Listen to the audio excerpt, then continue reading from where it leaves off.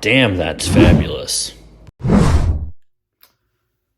Hey guys, it's Jay Tahoe here. Today I thought I'd make a video on the height pill and my own personal thoughts on it. Since, we've talked about it a lot in this community and it's something that comes up. And, as you know, I am myself short. I'm 5'7". And, so this is not going to be today's video isn't really going to be about arguments or refuting anything. It's more going to be my subjective experience, because that can kind of help you see where I got to the views that I have on everything today, given my experience. I got some bad poison ivy the other day doing yard work too, so this has really sucked, but is what it is. Not really relevant, but just thought that I'd share. So anyway, yeah, this is going to be the topic of today's video. Oh yeah, and for the point of avoiding redundancy, there's going to be a couple of maybe anecdotes or stories that I've mentioned in other videos. So what I'm going to do is just reference the other video, because I don't want to repeat a bunch of stories that I've probably mentioned before. But yeah, so what I'll do is I'll just talk about the title of the other video and where I shared the anecdote originally. Okay. So, this is me as a child. My height, I started to notice that I was short. It was probably somewhere around 5th or 6th grade. I think it's when a lot of guys were getting their growth spurts. From what I recall, I was actually about the same height, if not a little taller than most people in like 3rd grade or 4th grade. But it became really, really noticeable by the time I was around 12 years old. I think I was like 4'11", and you can see from the picture here, I was a little. You could tell I was shorter than like these other guys around me. And at the time, I was I was going into my preteens, right around age 12. I was really upset about it.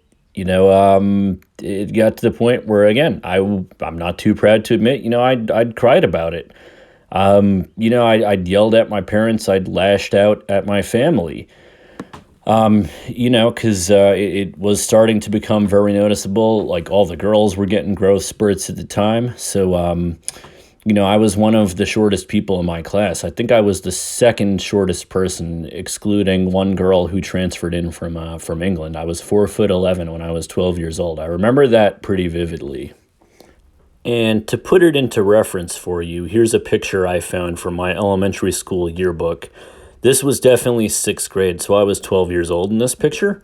That's my friend in the background there, so you can see she's a couple inches taller than me, and then there was just some other girl in the background picture, and she was a little taller than me as well. So that should give you a frame of reference of how I was definitely shorter than everybody at this point. I had friends, like, I can't report, a lot of guys in this community were saying, oh, I didn't have any friends because nobody wants to associate with you when you're short and stuff. I had friends. I had, not all that many at the time, but I had friends. I had people whose houses I'd go over after school, play video games or whatever. But I also certainly had enemies, and of course they went for the low-hanging fruit, and they picked on me for my height. And to top it all off, I wasn't just short. And I know I'd addressed this in the video My Gym Maxing Story, but I was also very, very skinny, like scrawny, sickly looking. I'd referenced that by the time I was 15 years old, I was 120 pounds. You could see ribs. So, yeah, people, when they did go to bully me, they picked on the obvious, my size. I was both short and very skinny and was not very strong. I was decent at some sports. I was a baseball player. I played baseball. I couldn't hit to save my life. I couldn't field to save my life. Weirdly enough, I had a good arm from the outfield and could actually throw, right to home plate from dead center at that age. But throwing doesn't really have to do with size. It's more technique.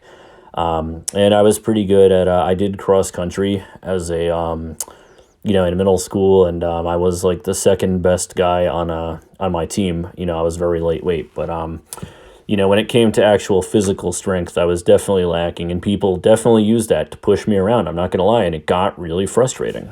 So I won't go be redundant here and talk about, how I spent the next 3 years bulking up, spending hours upon hours upon hours in the weight room, yeah, gaining 50 pounds, yada yada. You guys already know the story. If you don't, go watch my video, my gym maxing story. I will, however, say at the time a key influence in my life, probably from around the time I was like 12 years old, there was a guy in my life who I guess you guys would consider, a Chad, 6'2", good looking dude. Who was he acted as a bit of a father figure to me, and I, talked to him about some of my concerns about being short and everything. And I gotta say that this guy, he's the one who got me into lifting really. I mean, yes, there was a kid who took a video game for me. I explained that in my other story too. I wanted to beat that kid up. So yeah, this guy got me all into weightlifting. He taught me various lifts. He used to let me borrow weights. I'd take them home and lift them. One it's still very close family friends with this man to the day. But that's how I got into lifting. And I'd take it a little break for 2 years in high school from sports. I came back to doing track and cross country in 11th grade and actually made the top seven on my team. I also mentioned the story in my gym maxing story about how there was the Chad who was like 6'2", and I ended up the top seven people on the team got the black jerseys. I ended up taking his senior year, and he got all butt hurt, but I was more jacked than him too, so he couldn't really say anything to me. And by this point, while I was still upset about my height and everything, I noticed I developed competency in a lot of things, and people didn't really pick on me for it anymore. Like I'd get an off comment here and there, but nobody would really be like malicious about it. I was, becoming a bit more comfortable with it. And actually, the crazy part that I noticed too is that people would often use the height as a crutch if they were just getting bodied like badly at something. Like, I don't know if you guys remember like video games were like pretty competitive back then, like Gears of War and like Halo 3 and stuff. So, the more things I would get good at, right? Like, yeah, I was a good like track and field runner. I was a good weightlifter, like one of the top seven in my school. So most people, like I said, senior year I bench pressed like 250 and I only weighed like 170. So a lot of people were like, like salty about that. Or like I'd beat them in like some like video game or something, and then like that's when like it would come out like, oh well, you're shorter or whatever. And I was like, huh, like I was like, okay, so actually in a way it was kind of like I saw it as like reverse coping, because people were like, I'm just gonna like go for that because I have nothing else, in the credibility here, which actually like that just made me actually feel pretty confident because I was like, wow, I wrecked you so bad at whatever thing we were doing that's what you went for. So, again, like, well, it didn't happen often, but like when it did, those would be the context of that would be the context of like what happened. And you guys can see here, I just wanted to post a couple of these pictures for reference. Like this is what I look like next to people in like my friend group. I'm the only one I didn't like blur the face out. So yeah, you can see I'm shorter than everybody. Like it's pretty noticeable. But honestly, like as like I gained respect for being like competent in a couple of things, right? Like not just like athletics, but also like in the workplace and being like good with like auto repair and stuff. Like I don't know, like it never really it bothered me a lot less. You can see like I have a like from this picture here, I was a pretty confident and like outgoing guy. I always had like a pretty healthy social circle, and you might say, I already know people are gonna be like, oh well, you were being a beta male because you like helped people with their car and stuff, and I was like, it's like I talked about in like my first podcast, the first one I ever did. Like you need to draw that line in the sand, like in your relationships with people, where like they're not taking advantage of you, but you're also not being like a cold dick to people. And I'll tell you, like I've had plenty of low points in my life. I talked about that in the video, "The Worst Day of My Life," where I've actually had a lot of my friends have like come to my aid when I was not feeling very good about myself. I have to say I've had amazing friends over the years. So the like that like stigmatism that like, oh, because you're short people don't want to be friends with you. I don't think that that's true. I haven't even gotten into like my dating life yet, but like people not wanting to be friends or associate with you because of your height, I think that's people who have. I think that's a cope, an unironic use of the word cope for people who have bigger issues at play and want to blame it on on something else. Oh yeah, and I forgot this picture too. You guys can see here my brother, who's 5 years younger than me. Even he height mogs me too by probably like a good 4 inches. So I know what people are gonna want to get into is, how has my dating experience been, and my overall treatment from women. So without repeating too much from my gym maxing story, which again, I explain a lot more there. So definitely go watch that one. Yes, like I spent age 15 to 18 working out. This is what I looked like at that point, and I went from pretty much invisible to women to getting compliments a good amount of the time, even being 5'7". Yes, I had a girlfriend at the end of high school the first time, and then I had a couple of people I dated in my early 20s, and they were all shorter than me. But I kind of realized probably around the time I was like 24 that I really had a preference for like taller women. So you'd think that like the height pill would be extremely brutal to me, and I'm gonna get into that next. And as you guys know, Mary is a few inches taller than me, and we've done a stream talking about that. It's Jay Tahoe's fabulous stream number 2. We discuss in detail, our height dynamic.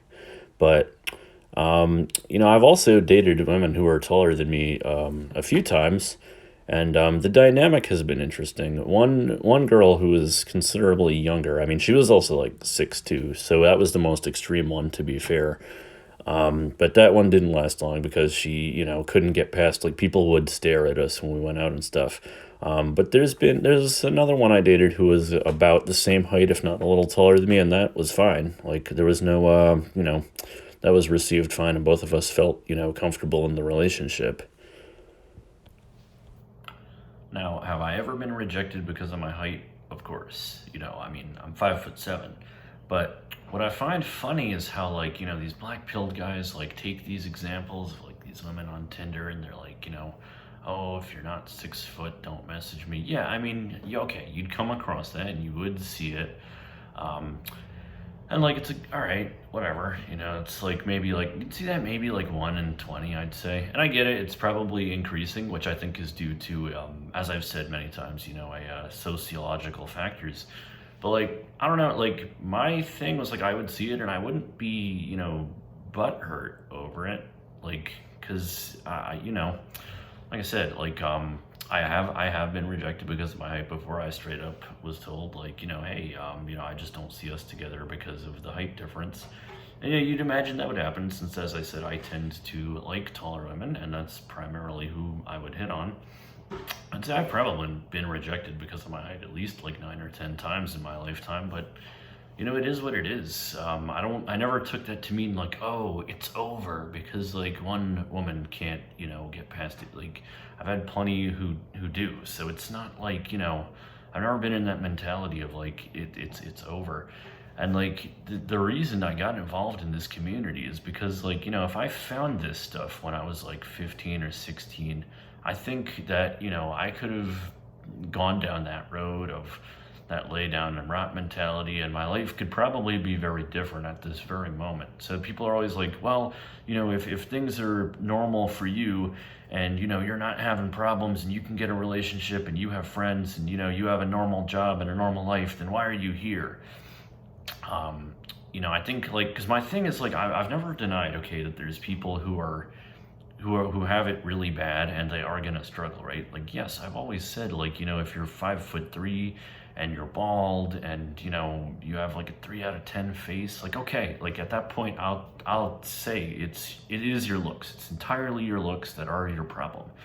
But that's such a small amount of people, and that most people that I've seen, in the black pilled space are pretty average. And I see guys who are like 5'8" or 5'9" being like, I'm not 6 feet, so it's over. And I'm like, dude, like, I'm 5'7", and it's been far from over. In fact, like, like, my life is pretty normal. But like, yeah, so like, I get it. Like, those rejections, they do hurt. Like, and mine have never been like brutal. I've never had like anyone like laugh in my face or anything like that. I've just gotten like, yeah, yeah, I don't think I can get past like the height difference. And it's never come from actually anyone shorter. It's usually because like I was going for somebody who was like 5'10" or 5'9".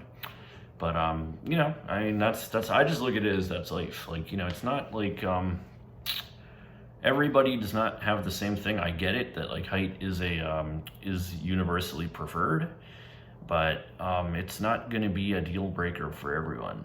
So just keep that in mind. The other thing is the workplace. So I know there's been people who've talked about like how they get discriminated in the workplace for their looks or their height. Now I've been promoted into some type of management capacity in pretty much every job that I've been in. All right, like you guys might know, I was a couple of years ago I was a store manager for Radio Shack. Now I'm in middle management in another company, but yeah, I just don't see it. I know that statistic, like 62% of all male CEOs are over 6 feet. But I think it really does come down to competency a lot more. For example, and I've seen this plenty of times where somebody enters into the workplace and they don't have the best looks, and people, okay, like that's a fair analysis. They're being, they have an instant failure because they're short or don't have height. And then their performance, they just start knocking it out or killing it, and they're, particularly competent. And now all of a sudden, everybody's like, oh yeah, this guy can hack it. So it's more like, I would say, you are disadvantaged. Like you definitely start off in the hole, but it's not unsavable. You do have to work harder to get people to trust you. I would even agree with that statement. But again, like, once you've demonstrated what you can do, you're still going to be the one to get the promotion over someone who's better looking or taller. That's been my case several times, and I've seen it happen, all the time. You don't go, around and see all these like, management type people, who are just these absolute chads, right? So that's just never been the case. But that's been my experience in the workplace. And I started working back in 06 or 07. I was, like when I was in high school. But yeah, I've never been treated unfairly really in the workplace. Well, there was one job and I quit because, my boss it was a male boss, and he just didn't like me and him just didn't get along. And I left that job because I didn't like working with him, and that's what you have to do sometimes. You got to respect yourself and leave a crappy situation. So that's my thoughts on that. And there's this dude on YouTube, isn't it, who goes by the channel Tails Black Pill Clips. And he often posts, brutally blackpilling content such as this that I'm going to analyze. Fuck off. So I want to ask you guys from a psychological perspective, who goes out of their way to make people feel worse about themselves? Usually people with deep-rooted insecurities, right? So what this is, clips like this is bait, right? It's one, clickbait, because, they know that people will watch it for the shock value. And two, like this is the kind of person who's smashing the patriarchy, right? Like, so of course they're gonna make like some video like that, and whoop-de-doo, that's one person who's gonna make content like that. I get it, like you'll see stuff like this, but this is not, like, from my observation, this is not how the typical, woman behaves, right? So again, what I see is like the black pill community takes like behavior like this and makes the assumption that this is everyone, this is the behavior of everyone. When 99% of profiles don't post content like that. And, you guys are good at taking the bait. If you put something out there like that and you guys react to it, this is exactly what the creator of this content wanted, and you guys took the bait. If everybody just ignored this, you wouldn't see this. But, it's up to you guys to take it personally and react. I just sit here and I'm like, okay, whatever. It's one person's opinion. People have different opinions. So just keep that in mind. That's like it's almost like a reverse apex fallacy. You guys take like the worst behavior and you extrapolate and say, oh, this is representative of everyone. And when you go out in the real world, you see it's obviously not. It's ridiculous. And you have the people who say like, "Oh, if you're short, you shouldn't gym max because then you just look ridiculous." But hey, I like throwing people. I mean, like literally being able to throw people. It's Suplex City,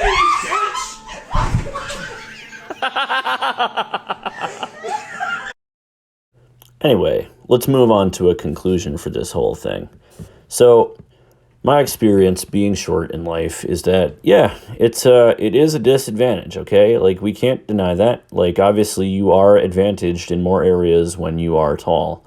That said, and I know you guys are all going to be like, "Oh, you're coping so hard right now." When you play a video game, right? Do you get more satisfaction out of beating the game on easy mode or on hard mode or very hard mode? I don't know about you, but that's nothing to brag about when you beat the game on easy mode, right?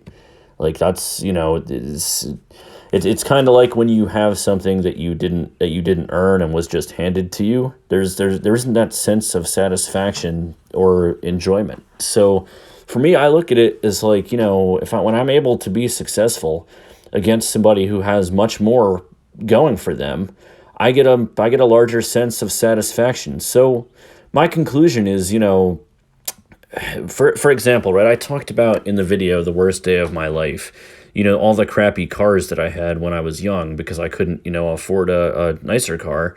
And I'm grateful for it because it taught me a lot about how to do repairs on cars, right? And there's a lot of repairs that I can do myself now. I actually got to replace a U-joint in my Tahoe this weekend.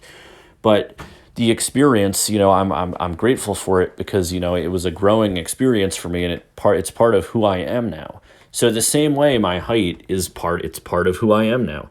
So I guess the ultimate question, if I were to find a magical genie tomorrow who could, make me 6'3" on the spot, would I take it? At this point in my life, my answer is no.